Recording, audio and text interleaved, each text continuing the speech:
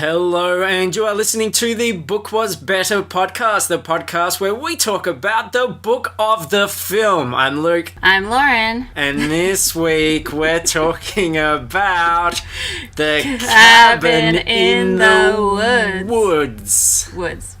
Hey you, put down the popcorn and turn on the light. It's gonna be alright, my friend. In the end, take my hand. Trust me, the book was better. Cabin in the woods, ooh. Is it the cabin or a cabin? I think it's the cabin, but I just say cabin. The cabin. I think. Yeah, I don't know. Your notes say the cabin. Definitely a cabin. Yeah, sort of. In the woods. Maybe I don't know if it's one of many or if it is the cabin. Maybe it's a cabin. We'll find out.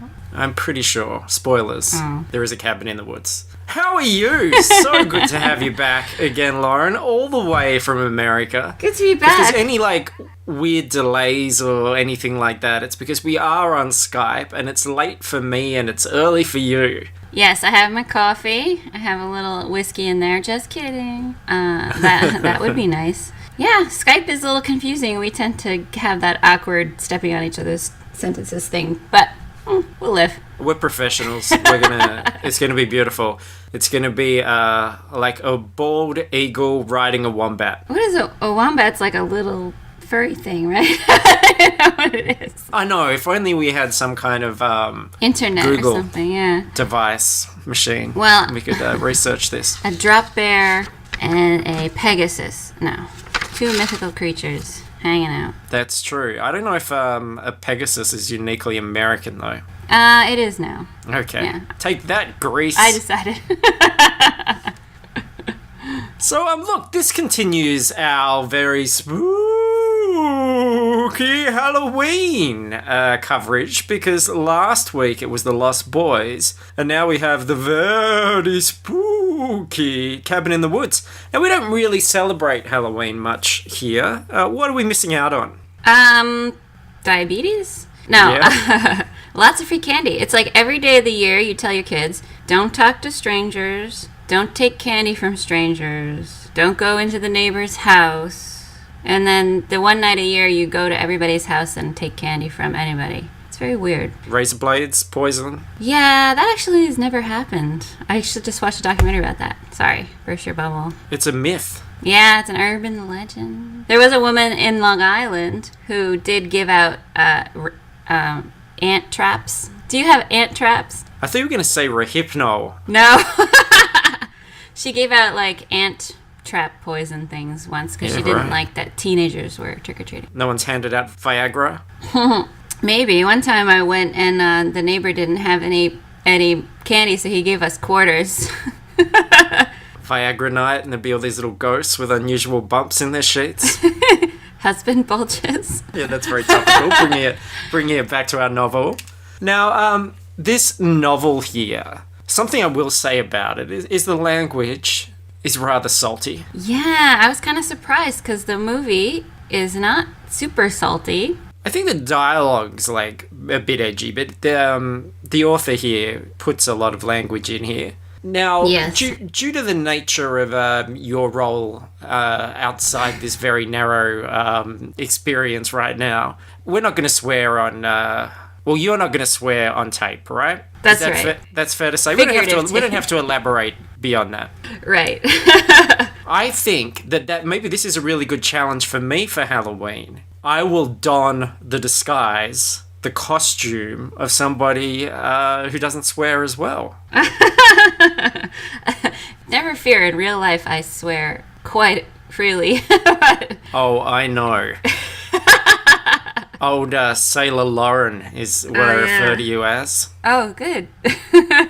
First Especially after a time few beers. you sent me a message on Facebook, my eyes started bleeding. No, so look, we're going to need some substitute words, Lauren. Sorry, drinking my coffee. Yes. And I'm going to do my best to keep up with this as well. So, what have we got? We haven't got a little glossary. The most common word, the F word. Yeah. We're going to say snuggle, right? Right. Mm-hmm. Should I be writing this down? Yeah, maybe.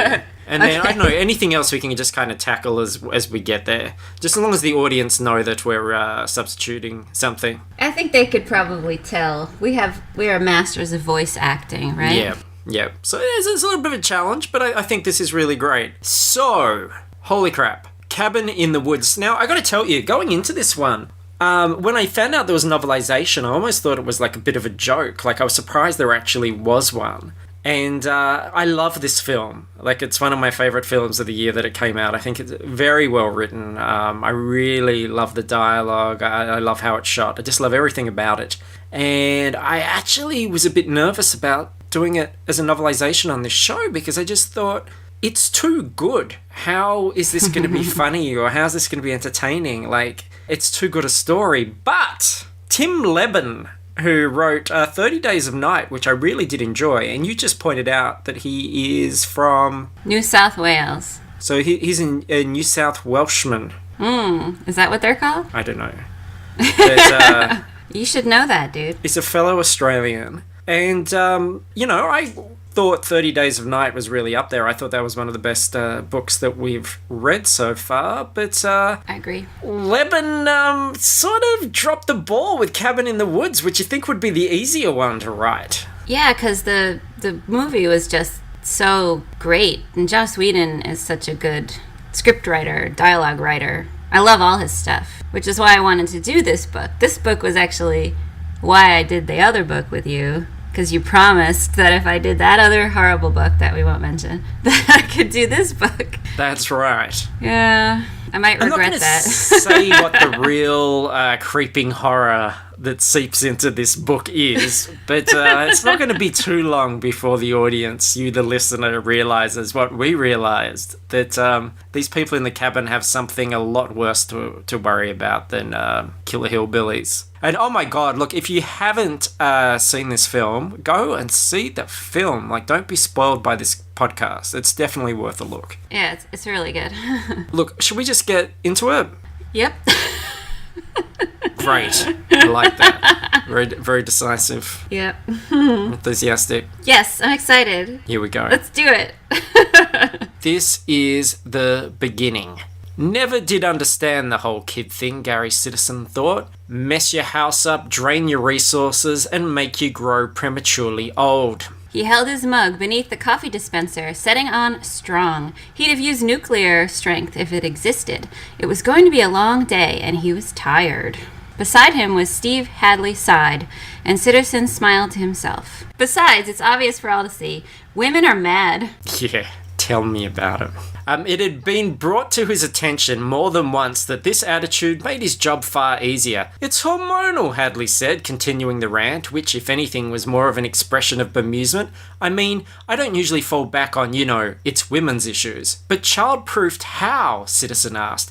Hadley, married and still childless, had been bemoaning the fact that his wife was preparing their home for the arrival of a child not yet conceived, though one for which they had been practicing for some time. Gates and stuff? No, dude, Hadley said. Bemusement was turning rapidly into exasperation. She bought gates. They're stacked up in the hallway. She did the drawers. We're not even sure this fertility thing is going to work, and she screwed all these little jobbies where you can't open the drawers. At all? Citizen asked, holding his coffee mug halfway to his mouth. What the snuggle? There was mad, and there was plain crazy bat dookie. He'd met Hadley's wife briefly, and patently insane though she was, he'd not thought she was any higher on the scale than most women. But screwing all the kitchen drawers closed? What, to stop Hadley from getting at food so he'd go to bed and screw her instead? Whoa, so there we go. There's our opening. It doesn't orient you particularly well, does it? Even the films like that, you come into this scene with these two guys talk, mid-conversation, and you're just like, what is this movie? What is this story? I want to say, hey, Tim, your misogyny is showing. Yeah, the misogyny creeps in right at that very beginning, doesn't it? Like the fourth sentence. Yeah, and this isn't something that I thought was particularly evident in the film either. I don't think there was any sort of, women, they're all crazy. It's definitely like, my wife's going overboard. she's baby crazy, but it wasn't like, all women are insane. They're so crazy, especially that time of the month. Wink, wink. You're like, ugh. And it brings it to this whole, to stop Hadley getting at the food so he'd go to bed and screw her instead. Like bringing the sex thing into it, where in the film, this isn't remotely about sex. And this delightful conversation, it ends up being interrupted by the equally delightful... "Look out," Citizen whispered. "Look out," Citizen whispered, spying movement along the corridor past Hadley. "Here comes trouble." Trouble in this case was a tall, severe-looking woman in a white lab coat. 6 feet tall even, without the 2-inch heels she wore. Wendy Lynn was one of the few women ever to make Citizen feel uncomfortable. No wonder he'd always wanted to get into her panties. Again! Like, this is still the first page. He does it a second time. I hate that word, by the way. I never say that word. What, panties? Yeah, I can't handle it. It's like moist. Yeah. I like how you say Lynn, though. Lynn. Lynn. Sorry. It's cute. Okay, sorry. But look, don't fret. It's all acknowledged as a character trait. Because Lynn lets them know that they've lost Stockholm. We still don't know what that means at this point. And only Japan and us, which is the US, yes. Coincidentally, we're number 2. Yes. Here we go. "And we're number 2, so we try harder," Hadley said. He hated being beaten by anyone, but especially the Japs. If Citizen was sexist, something he was aware of and comfortable with, then Hadley's main fault was his casual racism. Okay, so there we go. Why is this in here? Yeah, on the page, like in the film, these are already 2 interesting characters. Like, they're very enjoyable, their dialogue's really snappy, they're really kind of engaging. I can't imagine why you would need to give them both hateful traits. Because it kind of distracts us from what's actually going on in the scene. Like, I found that. You're already, when you're watching the film or reading this story, trying to piece together what's going on right from the beginning. So to add this extra layer of you just hating these characters and what they're doing distracts you from following what's really going on. Yeah, and the film is so perfect in its opening because it has all the scary music and stuff, and then it's like the most mundane scene of 2 coworkers getting coffee, and you're just kind of super confused, you know? You really don't need to add more. And these, I guess, what are they? Scientists, technicians, agents? They prep for a long weekend of work ahead, and we cut now to our victims, or teenagers. And because the lead sexy sophomore, Dana, I say Dana, you would say Dana, Dana Polk is introduced dancing in her room. Leben elaborates on her taste in music for a few paragraphs. He gives her opinion of Coldplay, of Nickelback, and both some terrible insight into Dave Grohl. Now there was a man. Her friend Jules would issue an ew whenever Dana mentioned him. He's too old for you by far, and too hairy. But he was a guy with edge. He had, as Dana Mother liked to say, the Gurr factor. He was also happily married, but that never stopped Dana's mind from wandering his way now and then. I think that's really sweet. I think Dave Grohl should send Tim Leben some flowers. Take him out. Let him come backstage, because What a weird choice. It's a sweet little man crush, though. You got to admit. And it all comes back to Nirvana again. True. You and me and Nirvana. That's right. Think fast. Kurt had only been listening for a few seconds. Well, maybe 30. Okay, perhaps a minute. And while the idea of snooping for longer on his girlfriend and a hot friend had its attractions, he couldn't bring himself to do it. He thought of himself as a decent guy, and decent guys didn't do things like that. Besides, there was the risk he'd hear something he didn't want to, and he'd been timing himself, so swinging around the corner into the room and throwing the football had seemed a suitable way to overcome his slight embarrassment. Perhaps he should have thought to check on whether both girls were dressed. Girls. Despite the fact that Kurt is pretty lecherous in his thoughts in this scene, the dialogue at least shows that he's actually smarter than the stereotypical jock. It's just the inner thoughts that show him to be a jerk. That's right.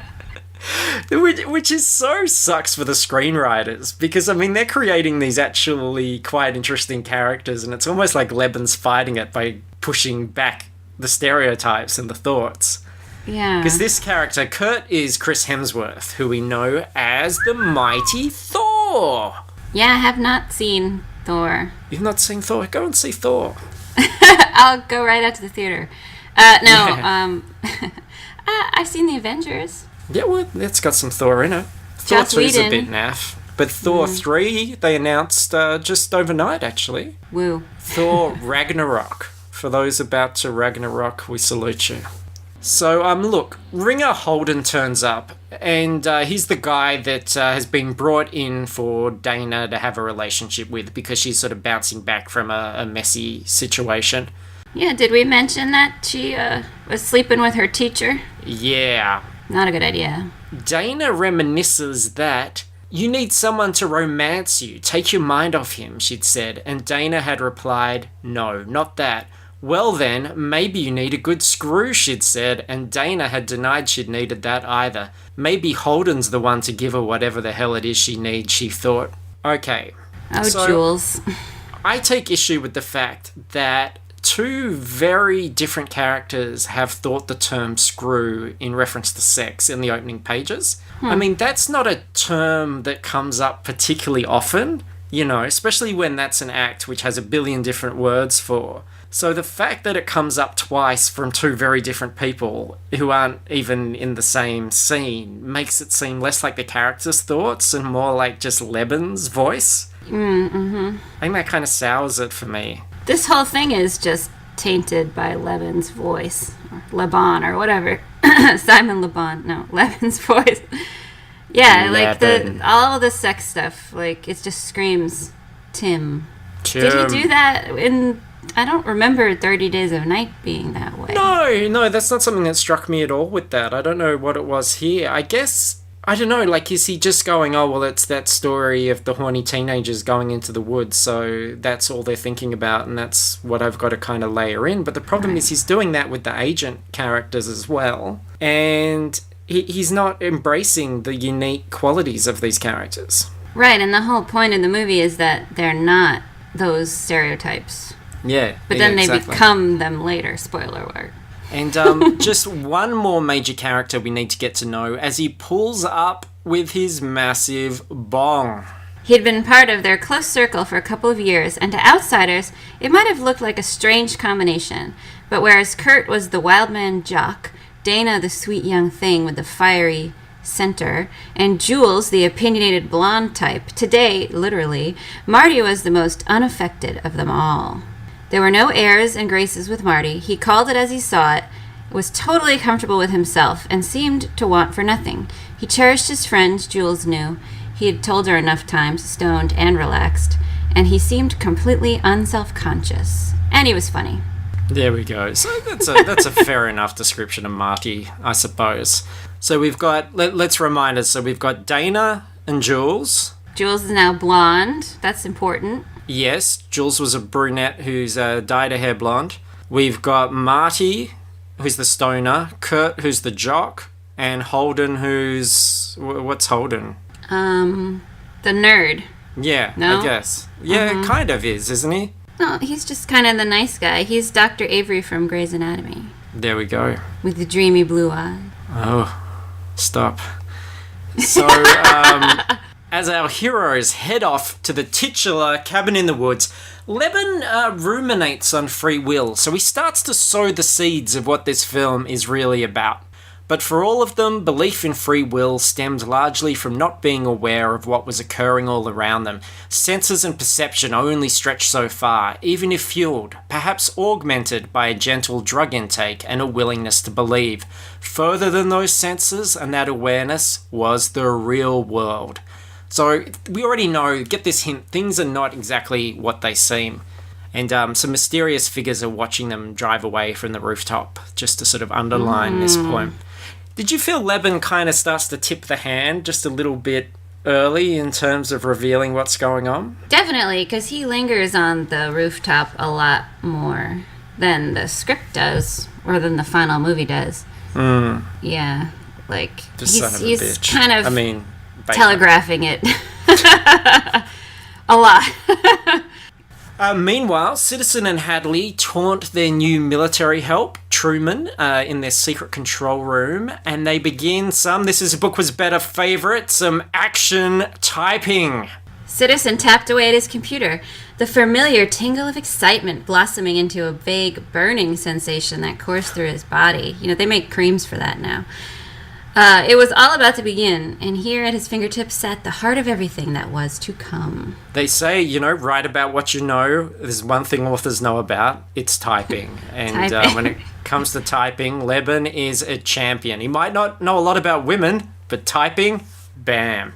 Mm-hmm. On the way to the cabin, Leben puts his own spin on this blossoming Dana Holden romance. She'd only just met him, so she couldn't claim to read him just yet, but she hoped he was feeling the same as her.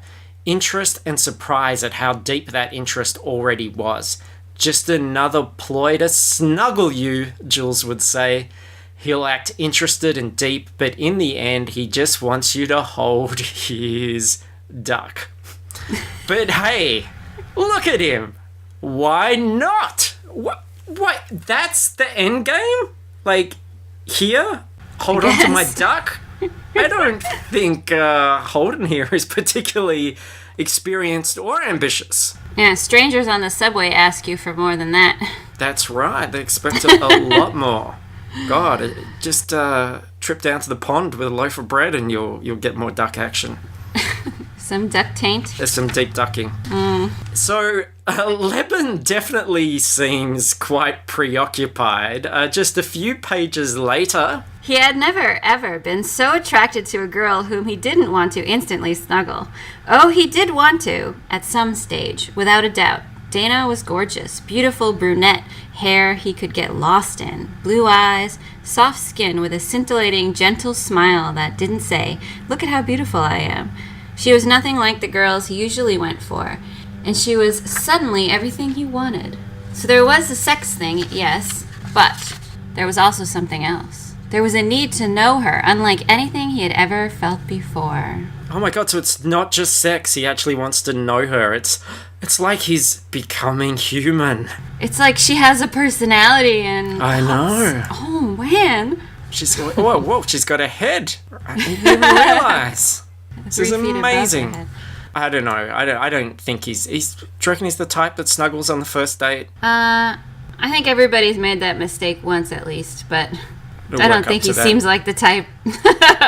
And when they stop for gas, we get a vivid description of the... trying to think of it. The ship-caked bathroom, followed by... Jules took a small step forward, fascinated, wondering just why the sludge in the pan was moving, and then she saw the scorpion struggling in the fetid muck, slowly drowning. And unless that thing's full of drowned critters, it's weird that we opened the door just in time to see this, she thought. It was almost as if... ... Telegraphing. Yeah, like, I don't know if the ship-caked scorpion is in the... script. I mean, that seems like a really weird thing. And why would you think, oh, how strange that we've walked in on this moment? It's all like almost like something weird is happening. Like, that's such a strange thought for her to have. Yeah. It's just an odd little addition. Telegraph. Yeah. Too much foreshadowing. Yes, agreed. And too much eyeshadow on Jules. And after being warned away, they enter the mountain tunnel where... behind them, above the mountainside and ravine, a small bird's free will took it along a route of the rough mountain track. It swept above the wooded mountainside, unconsciously following the tunnel as it rode thermals. Singing as it flew, stomach full from a recent feed, it struck something in midair. Something that flashed into view for a second like a vast, blue, pulsing grid, and with a shower of fiery sparks, the bird plummeted, dead. Its wings were scorched, its insides fried, its brain had been carbonized, and any thoughts it once held were more remote and immaterial than shadows. Nothing made the bird fly this way. Nothing urged it north instead of east or south or west, but it died nonetheless. Free will was, perhaps, its undoing. So that's the thing about Leben. Like, he's not a bad writer. Like, he can write. Yeah. It's just that he's being a jerk. You just want to go, like, stop being a jerk, Leben, and just, like, tell the story. It's a good enough story. You don't need to put your weird slant on it. You have to get your grubby fingerprints all over it. Start dressing all these characters. Oh, he totally had some really poetic stuff. Like, I underlined a lot in the book, like, of his poetic writings. And then he would just say something horrible. Yeah, well, I mean, look, here's the cabin. It wasn't the most attractive building you'd ever seen, but it could easily be home, for a couple of days at least. Single story, with large eye-like windows on either side of the door. Several rickety steps led up to the wide-decked porch area, where a small pile of firewood was stacked beneath the overhang to dry. Tall fir trees skirted the rear and both sides of the building, hiding it away from anywhere but where they were now parked. So look, great image. It's the total Evil Dead cabin. You know, that front looks like eyes and a mouth. Mm-hmm. All going well, but then Leben has far more sinister thoughts than any of these characters do in the film. This happens in the two-way mirror scene.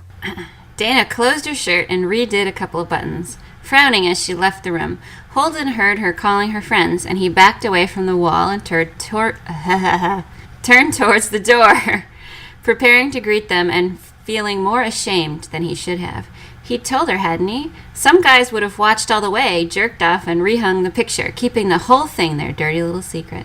Like, isn't Leben telling us too much there? That's his plan. That's not like in the film. The great thing about this, if people need to remember, Holden's in another room and he realised that Dana's getting changed in the room next to him and he can see her through a two-way mirror, which is behind a painting. Now, we think this is going to unfold how it would in an 80s teen movie where he would watch.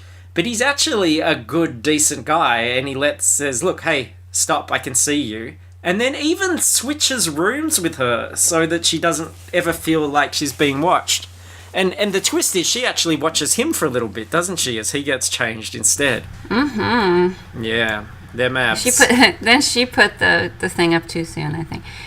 Oh, sorry.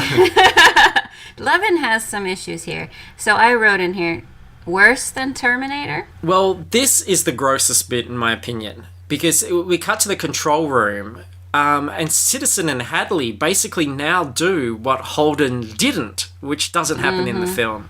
So while he checked readouts on his laptop and tweaked a few settings here and there, he also glanced frequently at the bank of monitors, just to monitor. The cute brunette, and damn, was she cute, turned her back on the covered painting as she changed, which gave him a perfect view. Sweet pert breasts, as yet defiant of gravity and not weighed down with the responsibility of childbirth. Strong limbs, long legs, a flat stomach rippled with the subtle evidence of running another exercise, and she shaved. Most college kids her age did, he'd come to learn. That didn't do it for Citizen, but he knew that Hadley was a fan of baldies. This is so creepy. It is the creepiest thing. That Leben is, it doesn't happen in the film. This is Leben not just undressing this poor actress, but hypothesizing on what's going on down there. Wouldn't it be so odd for this actress to encounter this book? Like, wouldn't you just feel absolutely grossed out and violated? Yeah, I feel that way, and I'm not the actress. Weighed down by the responsibility of childbirth? Like, really? Really? Come on. And don't you think this lessens the impact of what actually happens in the film? Because there's that point where Jules' breasts are revealed, which is the kind of horror movie thing. And the guys in the office are all sort of like, oh, yay, we're finally seeing the boobs. But that's such a relatively tame thing. And it is like tongue-in-cheek because it's one of those horror movie tropes. So the fact that they're all stoked just to get that one little glimpse of boobs later on is completely diminished if they're like staring at the characters completely naked beforehand. And Leben doesn't understand that. It's like one hand doesn't know what the other hand is doing. He's got the script, or is he just reading it and writing it as he goes and he doesn't know what's going to happen next? It's really weird. I think it's possible. Here's more voyeuristic stuff. Oh gosh. The jock and his blonde girlfriend were fooling around naked, whipping at each other's butts with twisted towels, wrestling. But Citizen knew that she was teasing, putting everyone on view, and not making anything available. Not yet, at least. The jock didn't seem aware of this, and when his interest started showing, Citizen turned away and checked some more readouts. Even though he had the audio turned most of the way down, he still heard the guy's complaining voice and the girl's admonishment, full of control and manipulation. Poor Snuggle. He didn't know. Didn't he know that they were all insane? Poor Mother Snuggler. Women suck, don't we? Women's just the worst. Give a character such an unlikable trait. Again, that isn't a feature in the film. Like, why would you work for us to hate the character? That'd be like, you can imagine Tim Leben writing Mr. Megorium's Magical Emporium and having, like, Dustin Hoffman do all these, like, incredibly hateful racist rants in his head. And, like, stuff is given away far earlier than the film, which also lessens the impact. We've got blood work back on Loudon, she said without any preamble. Her levels are good, but we're recommending a 50 milligram increase of rohyptase to boost libido. Sold, Citizen said. He always favoured a bit of hot sex action before things kicked off. Another perk of the job. Do we pipe it in or do you want to do it orally? Lynn asked. Citizen held in his laughter, closed his eyes and sighed. Ask me that again, only slower. You're a pig, she said. The tone of her voice didn't change at all, and sometimes he seriously considered Hadley's assertion that she was a robot. Guess how we're slowing down her cognition? Citizen kept his eyes closed, knowing she'd tell him anyway. The hair dye. And there was that a slight smugness to her voice? He opened his eyes, impressed. The dumb blonde. That's artistic. Works into the blood through the scalp. Very gradual. She looked past him at Hadley, her eternal doubter. The chem department keeps their end up. So again, the cleverness of the actual script. I love the fact that Jules is being turned into the dumb blonde through chemically enhanced hair dye. Then they want to roofie her. Have you ever been roofied, Luke? I have. It's not fun. Oh no, I don't think I was once. I don't think anybody when I was at a time where I could have been roofied would have to have done that in order to get what they wanted. Oh, nothing happened. My friend and I were at a bar drinking, and then we didn't feel so well. But then her boyfriend came with all his friends, so we all went home together. And then we both passed out, and so we were like, So luckily nothing happened, but it was not fun. No. It would be almost as violating as Tim Leben's writing. Oh, well, almost. Okay, so what's going on now? They get some fun in at least before they're gonna get murdered. Ooh, sorry, spoiler alert. Yeah, well, this is it. I mean, if Leben's just going to give everything away, I say, like, let's just ramp this thing up. Let's go for it. The teens enjoy their last moment of fun, swimming off the dock in the control room. The team makes bets on what the teens are going to choose. And no reference to that delightful whiteboard at this point.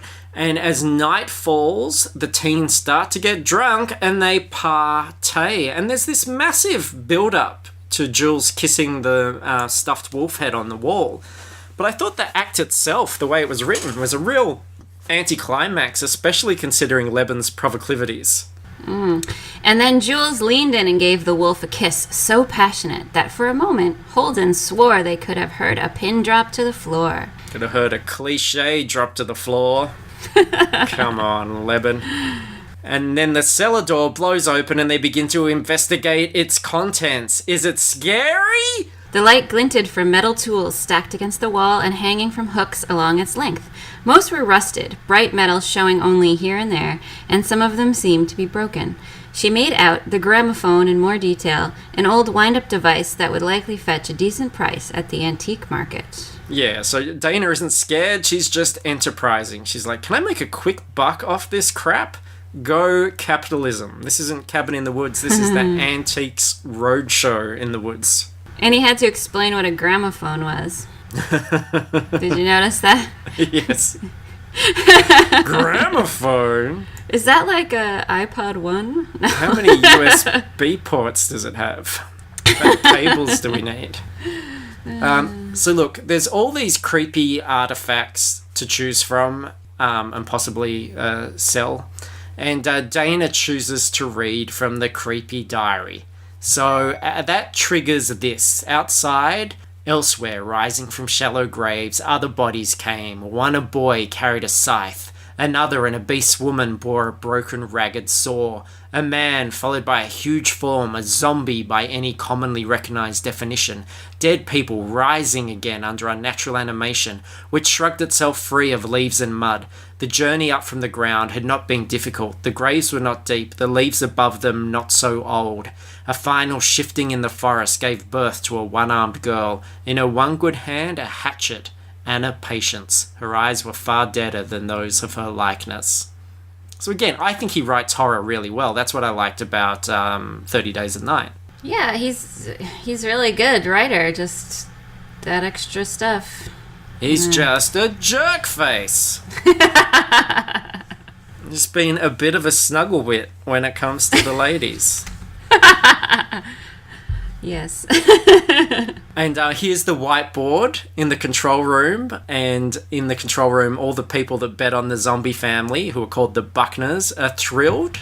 The first column listed every department that had chosen to bet: electrical, engineering, security, zoology, and several more.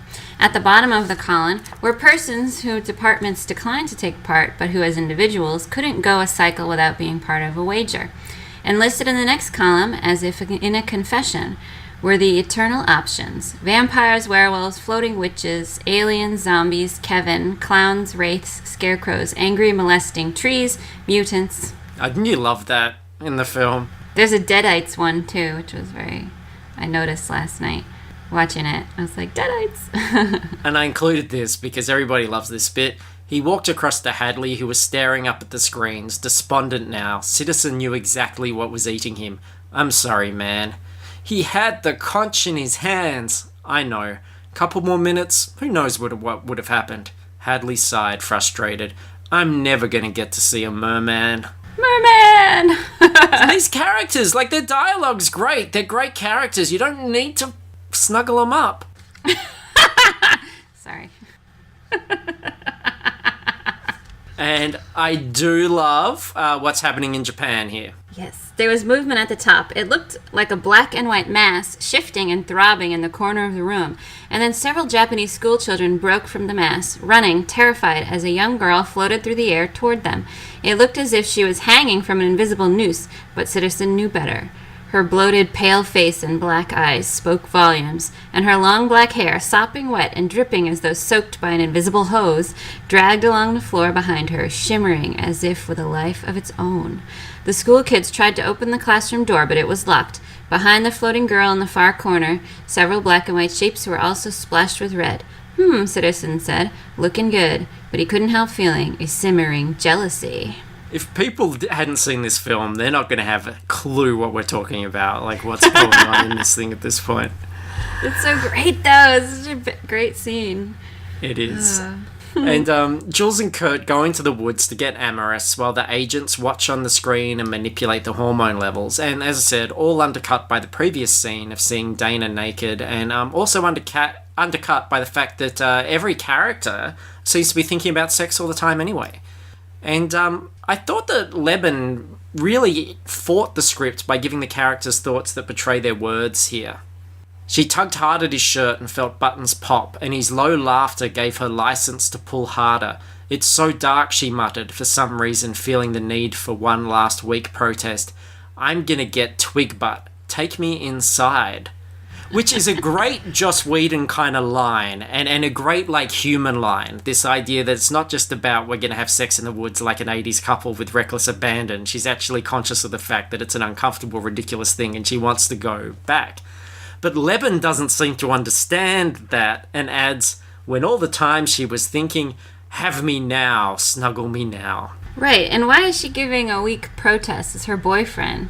Yeah. We presume that they've snuggled many times before. Quite possibly. Right? We heard earlier in the shower scene, which isn't in the movie either. And, so, like, oh, she has to protest. It's like, why?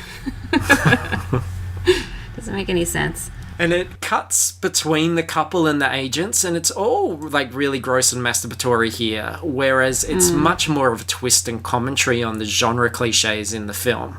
And, of course, it is all cut short by... Something slammed into her hand, and she could no longer move it. It felt warm, then suddenly cold again. Kurt's fingers were inside her, but she no longer felt them. Barf. She grew cold again. The ground pricked against her bare skin. And then the pain bit in, and she screamed, looking at her hand and seeing the thick, rusty blade that had passed through her palm and pinned her to the ground. Kurt, she screamed, bucking him off, because nothing else she saw around made any sense. Kurt! First blood. So, this is great. Let's get on with it. Zombies, attack! And here are some highlights. Staring at his lover's terrified, screaming face, Kurt could not avoid seeing what happened just behind her as the zombie woman's stomach seemed to flap open and spill 3 burning coals from a cauterized interior. They tumbled onto Jules's head and fell down her back, and the pleasant country air was suddenly alive with the stench of burning hair and scorched skin and flesh. In front of him, Kurt saw Jules trying to stand, reaching for him with one hand while the other clasped the bloody mess of her throat. Her nudity made her pathetic now, and their loving seemed a million years away as he watched the bear trap swing around again and bury its teeth in her back. Wow, nudity made her pathetic. And Mother Zombie held the broken saw blade against Jules's throat again, and Kurt thought, this is when it ends, the joke, the trick, some freakish new TV show maybe, and the guys will come out from the cabin laughing at how easily we were taken in by a bunch of snuggling zombies coming out of the woods, and... Mother Zombie began sawing at Jules' throat. She struggled, her eyes rolling back and mouth working but saying nothing, but she was held fast. The saw hacked through skin and flesh, and Kurt heard the flow of blood as her carotid? Is it carotid? I don't... Carotid, they say. Carotid. I do not know that word. Artery was severed. Then he heard the biggest one. The big, veiny, scary one. Then he heard the first hard scrape of rusted metal teeth against bone. So again, why would he even for a second think that this was a staged TV show? Like, I can't understand why that would cross his mind. He's experiencing real pain already. And it undercuts the whole premise that, this is something real and horrific to them, but a very domestic day job for these secret onlookers. Yeah, I just wrote totally.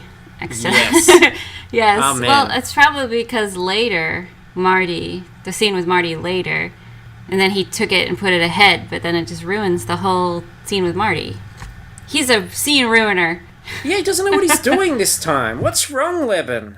Sleeping on the job. Maybe it was early for him as well. Look, we all have our off days. That's fine. Hey, are you saying I'm having an off day? No. I actually feel like I'm having an off day. I feel like I'm just... I don't know. Kind of like on autopilot today, right? Oh, I don't feel very funny. That's the problem. Well, all this horrible misogyny and sexism and stuff doesn't make me feel very funny either. Well, that's the thing. It's not always like a funny thing, is it? I mean, you got to be true to the tone of the book and what's going on, and you got to talk about that. And sometimes it's just infuriating, Lauren. Just shaking with rage right now. Yeah, I sent you some very angry emoticons the other day, I think. It does suck as well when it's like an opportunity to do I mean, I don't know. This is the weirdest film to do a novelization of anyway. Like, I don't know why you would want to read about it and not just see it. Anyway, the first death leads to a trail of blood sliding down a stone monument in the control room of the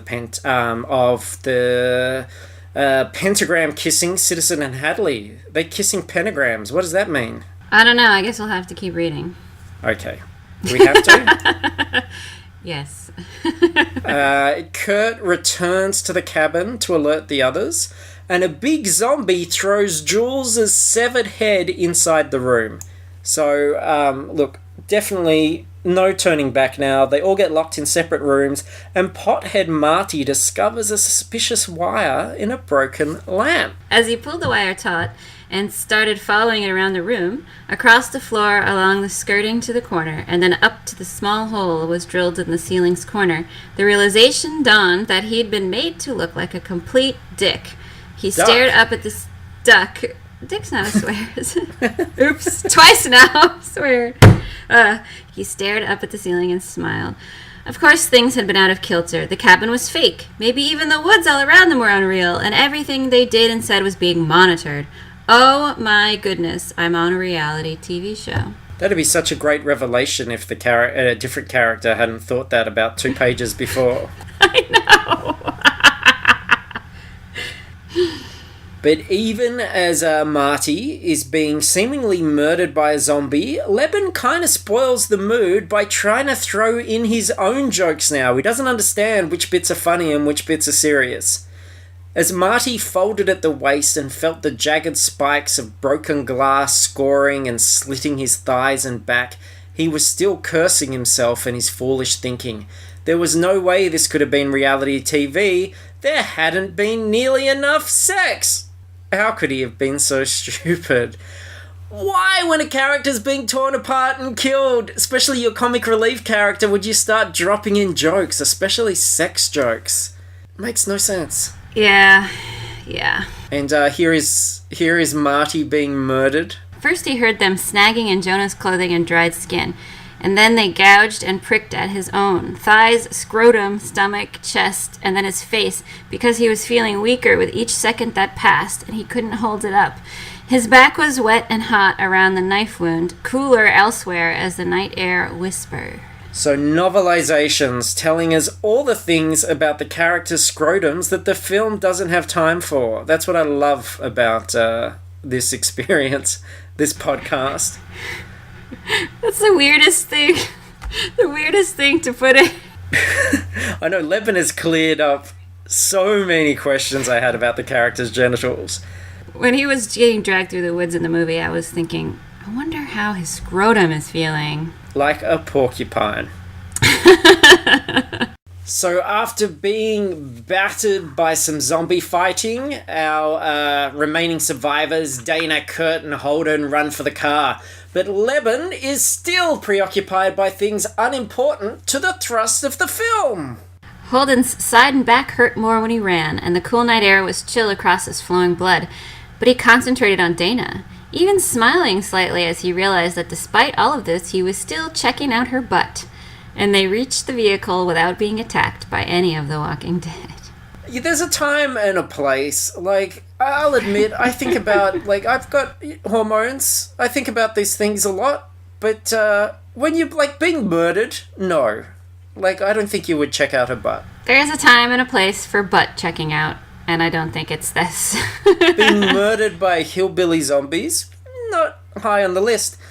And meanwhile, the Japanese situation has ended, and the spirit of the ghost girl now lives happily inside a frog. And you did the research here, because I didn't recall Hadley saying this in the film.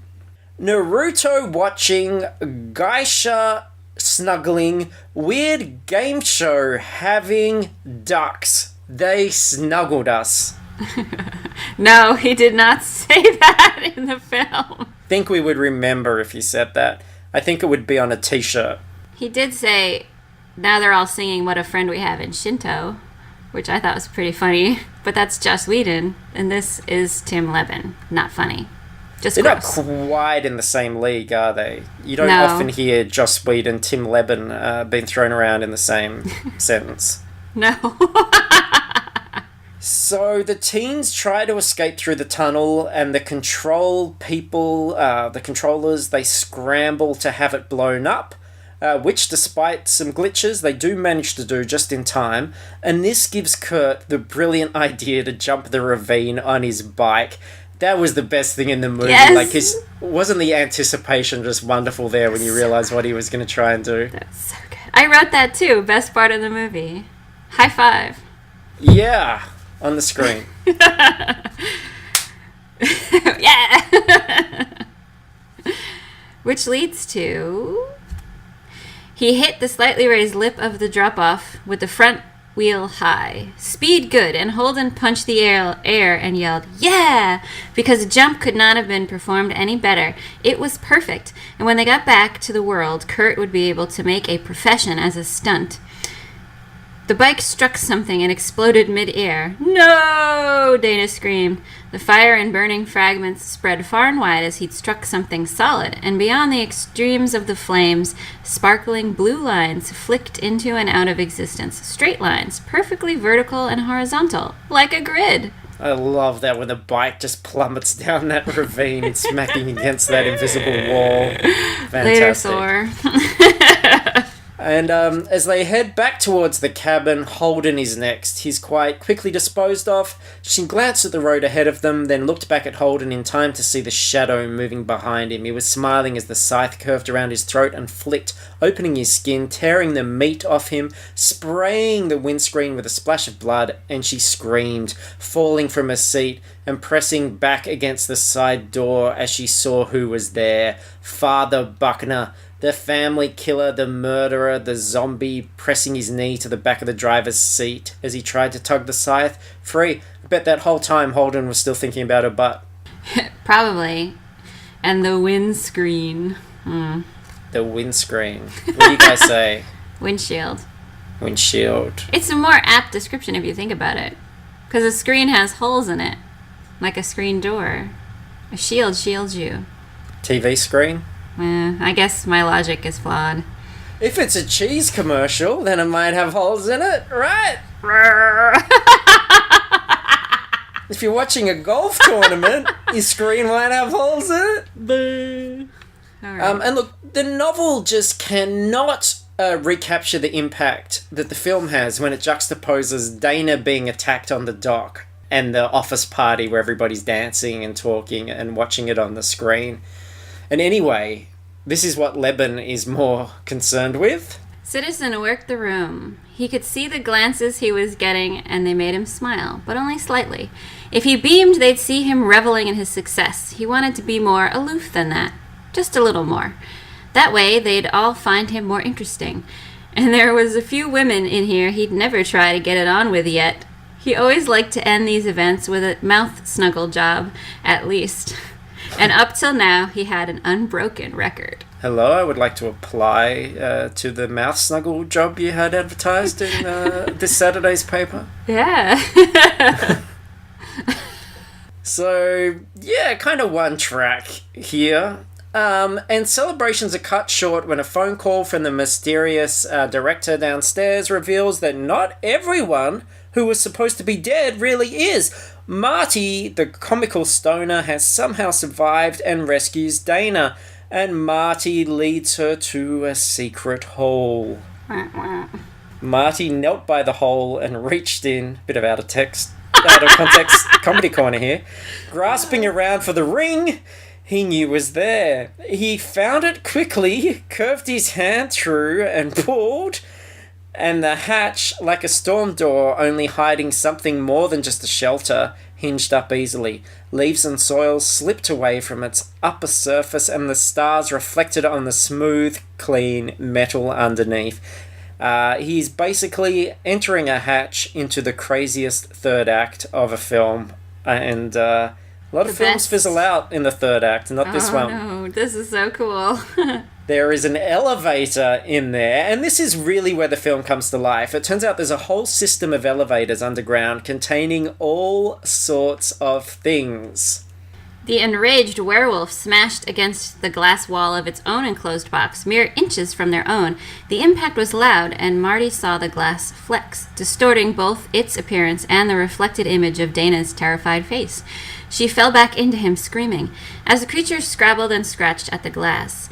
An inch of air and the two glass walls was all that lay between them. It was drooling. Its eyes were intelligent and starving. Its teeth. "It's a snuggling werewolf," Marty said, but voicing that fact made it no easier to believe. You be careful in a full moon that the snuggle wolf doesn't climb in your window and try and spoon you while you sleep. Ooh. Snuggle wolf. Maybe we'd like that, since women are all insane. That's true, and Yeah. very one-track mind as well. I love this in the film because you remember back when we saw the whiteboard with all those different creatures. I remember wistfully thinking the first time I saw this, oh god, I wish all that stuff was in this film. Yeah. And then suddenly it is. Like, they go there. I was so excited. When I first saw the film, I was disappointed that it was zombies first. Yeah, same. Because after seeing the board and all the crazy things like bat dragon, or monkey dragon or whatever, I was like, oh, that would be so cool. And I'm like, oh, zombies, lame. And there's a lot more where that came from. Some of them straight out of Lebanon's very fertile imagination. Yeah. Here are some creatures that aren't in the film. A gorgeous naked woman with teeth in place of a vagina. A man with 6 arms, each of the hands replaced with a grafted weapon of some kind, from a knife to a shotgun. A screaming banshee with hair flowing around its head as if in slow motion. 6 elevators contain small babies that seem to explode again and again, scattering bladed blood-red shards. A giant rabbit with oversized teeth. A woman with a scorpion sting curved from the small of her back. A child with 3 heads, vampire, zombie, werewolf. A shade of something terrible. A ghostly figure surrounded by fumes that must be toxic. A minotaur with monstrous phallus. A woman with writhing snakes instead of pubic hair. A man with steaming pipes inserted into his chest and flames in his eyes. A dog with the head of an alligator. That last one was just thrown in there. But do you notice that 3 of his monsters have to do with the pelvic area? Yeah, he knows what he likes. And 2 of them are deadly women parts. It's lonely being a novelizationist, I reckon. Somebody who hurt you, Tim. Let's have an intervention. Who hurt you? I think your mind just wanders. But yeah, definitely, like, they're very aggressive, dangerous women here, aren't they? They're like, it's all about control and manipulation, which he said on that very first page. And it's all about using the sexual organs to manipulate. And hurt. Right. So, look, time for some glorious chaos. Down in the corridors of the complex, the director pleads with them to surrender over the loudspeaker, and they are shot at by armed SWAT guys. Suddenly, this has gone from a cabin in the woods movie to, like, this high-tech underground complex with all these guys with guns. They're snuggling shooting at us, Marty shouted. Dana couldn't think of any suitable response, so she raised her middle finger at the door. Which is a perfectly valid American response. Darn tootin' it is. A lot of situations. I'm getting one now over Skype.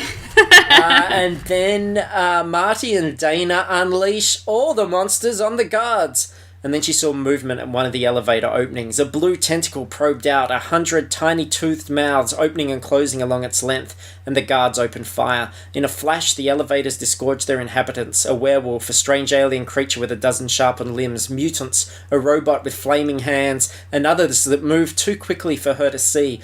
They streamed through the hail of bullets and struck the guards, taking them apart in sprays of blood and flesh, burning them, melting them with acid jetting from mouths or other body parts. Probably, we can guess which body parts they are. In seconds, the lobby became a bloody mess, and the bullet scars on their viewing window were splashed with blood and scraps of meat. That's pretty cool, at least. That's cool. That's cool. He really can paint a picture. And it looks kind of bad for Citizen and Hadley here. Citizen had just seen a lab worker with whom he'd sometimes enjoyed drinking, taken down by a mutant, thrashing as the stick-thin red thing held his arms and vomited onto his face and head. And then everyone's favourite creature turns up. A unicorn gored a scientist against a wall, its horn probing through his stomach and chest, grinding, tearing, and his spurting blood painted its gorgeous flowing mane red. "We're snuggled," Lynn said. I thought that was a little bit too casual. I think that should have been more epic like it was in the film, like the slow-mo unicorn coming out of nowhere. That got a big cheer in the cinema when I saw it. That was awesome. I love it. Oh, yeah, Yeah, here's another example of Leben just not getting it. This is terrible. A group of goblins drove one of the complex's golf carts down a long, narrow corridor, running people down and reversing over them, aiming for their heads, bursting them, then stirring their extended fingers into the resultant mess before driving on, cackling gleefully and giving the camera the slimy finger. So, if you have a character give the finger, you kind of cheapen and lessen it by having a completely different character do the exact same thing as a punchline a couple of pages later. Like, didn't we just see this? And this is so slapsticky. It's totally out of tone. It's not in the right tone. Stupid Leben. Hadley is unceremoniously disposed of via his favourite beast.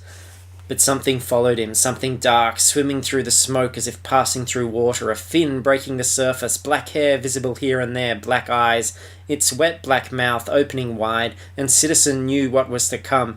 If it hadn't been so ridiculous, he might have even laughed. The merman closed on Hadley and turned him over, placing a huge webbed hand around his throat. "Oh, come on," Hadley said, and the creature bit off his face. The best part. I love that part. Yeah, that's pretty great. Citizen, meanwhile, runs into Dana's blade and dies. She's now referred to as the Virgin. Marty's the Fool. They were all archetypes that had to be sacrificed.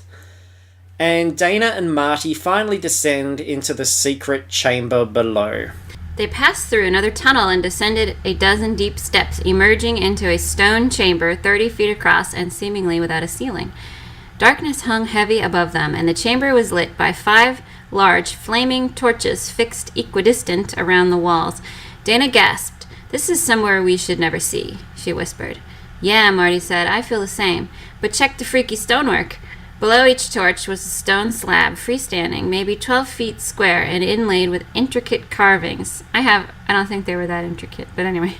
The etchings on the 4 slabs glittered with reflected light, and Dana identified at least part of the scent that troubled her. Blood. So each time one of these characters is killed, their statue fills with the blood. And who is here? None other than Sigourney Weaver shows up. Yay! The best. I keep saying this. The best part. The other best part. She Another was best tall part. and elegant, calm and reserved. She might have been beautiful, but Dana sensed a pressure of responsibility on her shoulders that seemed to crush her sense of self. Take that, Sigourney Weaver. Yeah, ouch. She was like a mannequin given life, her beauty a suggestion rather than something she carried well. "Who are you?" Marty asked. "The director," Dana said, answering for her. "It's you we heard over the speakers." The director nodded affirmation, then continued. "It's different for every culture, and it changes over the years, but it's very specific. There must be at least 5. She pointed to one of the slabs, the blood-filled carving showing a woman standing erect, holding open her robe to reveal her nakedness. The whore. So, yeah, the whore, the virgin, the fool, etc. Yeah. And these are ritual sacrifices to appease sleeping gods in the earth. And the Virgin can survive the night. But if Marty is still alive at sunset, which is in about 8 minutes, the world is going to end. Sunrise. Sunrise, yep. Yep. A werewolf attacks, but it's fended off. The director is surprised killed by the remaining zombie girl. That was Anna Patience. Mm-hmm. She was very patient, waiting right till the end. And finally, alone in the chamber, Dana must choose between killing Marty or doing nothing at all and dooming the world. And this is the ending. We got there. I know. Aw. "I'm sorry I let you get attacked by a werewolf and then ended the world," he said. He took another long smoke and held the joint out to Dana, and she looked at it, a shaking, blood-splattered hand.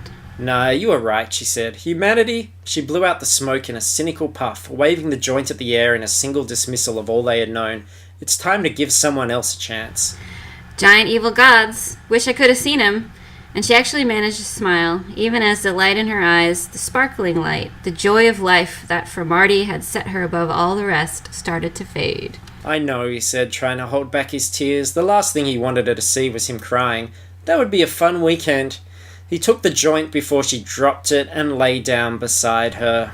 The chamber shook. The stone slabs cracked. Dust filled the air from above. Then something else crashed down and exploded across the slab. A battered suitcase, its innards consisting of old 8mm film reels. They rolled over in ever-decreasing circles and came to a stop. "Oh," Marty said, and something was rising. Thumps came from far below, distant at first and then closer and closer, and to Marty they sounded for all the world like something climbing the walls of the bottomless hole. Taking another drag on his joint, he turned away from Dana because he didn't want to see her die. They still held on to each other and always would. They waited for the end. No human eye bore witness to the cabin exploding apart, nor the giant gnarled hand that emerged from its splintered heart, nor the arm that powered it 100 feet into the air, fingers flexing and scratching at the night. But that would change soon enough. And that is the end. Oh my god. So, was the book better? No. I gotta ask you that, yeah. No. It's contractual. If you Definitely couldn't wasn't. tell from the rest of the conversation. Yeah, if you drifted off and been staring out the window, that's what you missed. Some Amazon reviews. I thought it was funny that despite a lot of Amazon reviews, nobody mentioned the misogyny or all the crazy sex stuff that had been added at all. That kind of makes me sad. It does.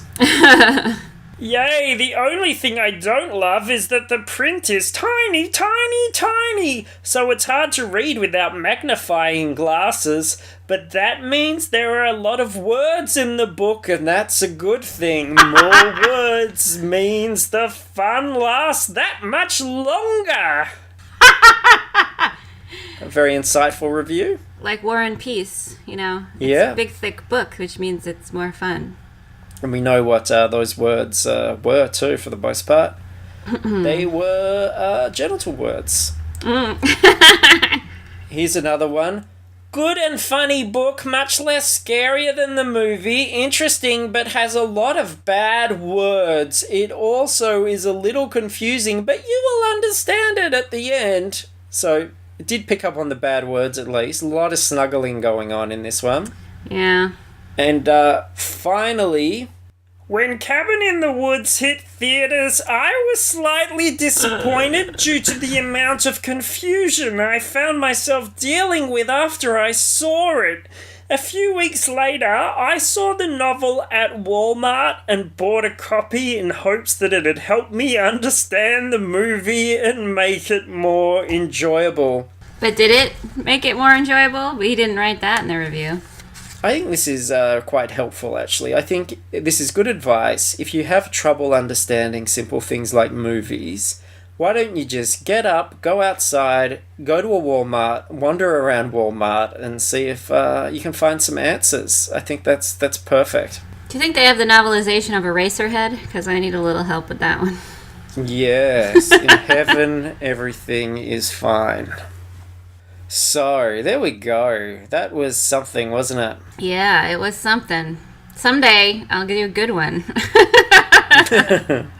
Doesn't happen very often. I think, there's about 2 or 3 good ones in 102 episodes. They're usually pretty bad. Well, I think part of, to get deep, no, I'm not going to be deep, but part of the problem is that you can tell that Tim Levin is a pretty good writer. Yeah. So reading this garbage, you can see in it what it could have been better. You know? I think it shows that there's no strong editorial control over these things, because I just can't imagine why any person, like, with the publisher would allow it to go through like this. I mean, there mustn't be any, like, notes or revision or rewriting process. I reckon they pretty much what they get is what they go with because of the time factor involved. And certainly Joss Whedon probably didn't get to read it first. Not that he would want to, but I don't think he would have let this go out. Yeah, it feels very anti what he tends to do with female characters. Yeah, his whole shtick is like strong females. Yeah, but he wouldn't have read this. He's just Whedon, not just reading. Oh, good one. Thank you very much. I'll be here. Try the fish. So, Sorry. as this podcast falls to its knees and crawls out the door. You keep shrinking in your chair. As the podcast has gone on, Luke has gotten lower and lower in his chair. Yeah. Defeated. I am. You defeated me, Leben. You win this one. You win this round.